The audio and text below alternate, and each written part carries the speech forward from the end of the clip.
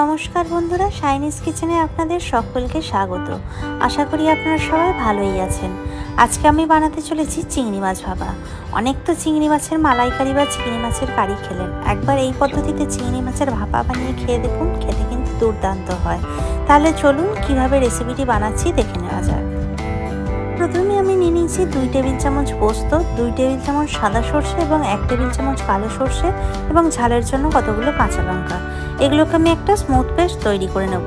নিয়ে নিয়েছি 1 কাপ টক দই আর নারকেল বাটা। এবার আমি এখানে চিংড়ি মাছ ভালো করে কেটে ধুয়ে পরিষ্কার করে নিয়েছি। এবার আমি অন্য একটা পাত্রে মশলাটা মিক্স করে নেব। প্রথমে আমি সর্ষে পোস্তর পেস্টটা নিয়ে নিচ্ছি।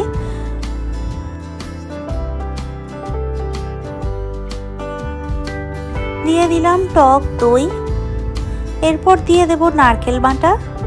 নারকেলটা আমি বাটা ব্যবহার করছি, আপনারা চাইলে নারকেল কোড়াও ব্যবহার করতে পারেন। নারকেল বাটা ব্যবহার করলে গ্রেভির টেক্সচারটা একটু স্মুথ হবে।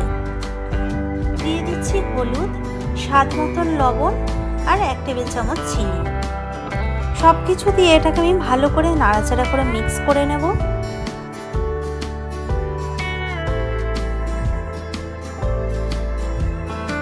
মশলাটা মিক্স করে নেওয়ার পর আমি এতে অ্যাড করে দিচ্ছি চিংড়ি মাছ আর খাঁটি সর্ষের তেল। সব কিছু দিয়ে ভালো করে আরেকবার নাড়াচাড়া করে মিক্স করে নেব।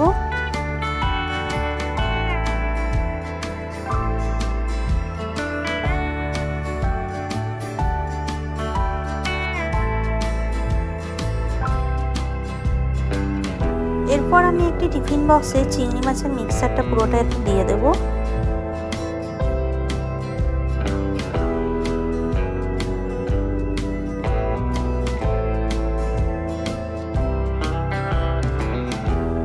মিক্সচারটা দিয়ে পুরো মশলাটা অ্যাড করে দেওয়ার পর আমি এতে পরিমাণ মতন জল অ্যাড করে দেবো।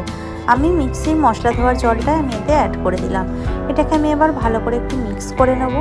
ওপর থেকে ছড়িয়ে দেবো একটু সর্ষের তেল আর দিয়ে দেবো কতগুলো কাঁচা লঙ্কা।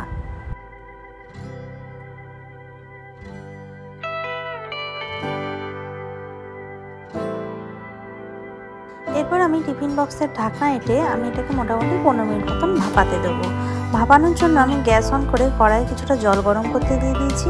আমি একটা ছোট স্ট্যান্ড এখানে বসিয়ে নিলাম। এর উপরে আমি টিফিন বক্সটাকে বসিয়ে দেবো। গ্যাসের ফ্লেমটাকে বাড়িয়ে জলটাকে ভালো করে ফুটতে দেবো। জল ফুটে এলে এটাকে আমি ঢাকা দিয়ে মোটামুটি 15 মিনিট মতন লো ফ্লেমে আমি এটাকে স্টিম হতে দেবো। 15 মিনিট পর আমি এটাকে গরম গরম ভাতের সঙ্গে সার্ভ করে নেব। দেখুন আমি এটা এখন গরম ভাতের সঙ্গে সার্ভ করে নিয়েছি। ভীষণই সহজ, অত্যন্ত দুর্দান্ত স্বাদের এই রেসিপিটা আপনাদের যদি ভালো লেগে থাকে তাহলে অবশ্যই লাইক, কমেন্ট এন্ড শেয়ার করে দেবেন এবং আমার চ্যানেলটিকে সাবস্ক্রাইব করে পাশে বেল আইকনটিও প্রেস করে দেবেন। সকলকে ধন্যবাদ। সুস্থ থাকবেন, ভালো থাকবেন। দেখা হচ্ছে পরের ভিডিওতে।